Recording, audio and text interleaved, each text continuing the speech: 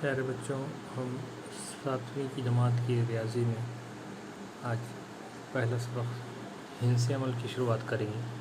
اس میں اعادے کے طور پر دیا ہوا ہے، آئیے ذرا یاد کریں۔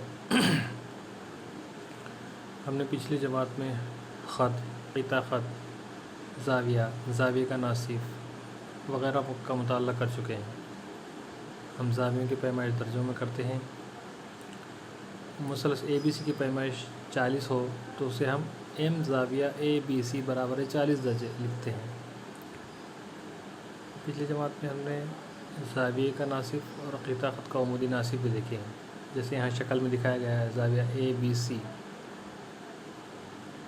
بازو میں زاویہ اے بی سی کی شکل دی ہوئی ہے۔ زاویے کا ناصف زاویے کو 2 مساوی حصوں میں تقسیم کرتا ہے، جیسے اس شکل میں شعاع بی ایم، یہ زاویہ اے بی سی کا ناصف ہے۔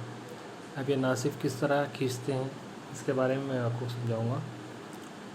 اس کے بعد ایک چیز ہے قطع خط کا عمودی Nasif, perpendicular بائیسیکٹر of line segment, یعنی ایک قطع خط کا عمودی ناصف۔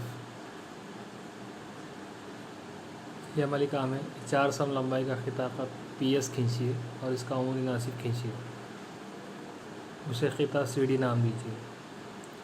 کیا خط سی ڈی عمودی ناصف ہے؟ اس کی تصدیق کے لیے آپ کیا کرو گے، کیسے کریں گے؟ عمودی ناصف ہے کہ نہیں یہ دیکھنے کے لیے تو پہلا کام کیا کریں گے، ہم زاویہ سی اے ایم ایس کی پیمائش کریں گے چاندی کی مدد سے۔ زاویہ سی اے ایم ایس اگر 90 درجے کا ہے مطلب وہ عمود ہے۔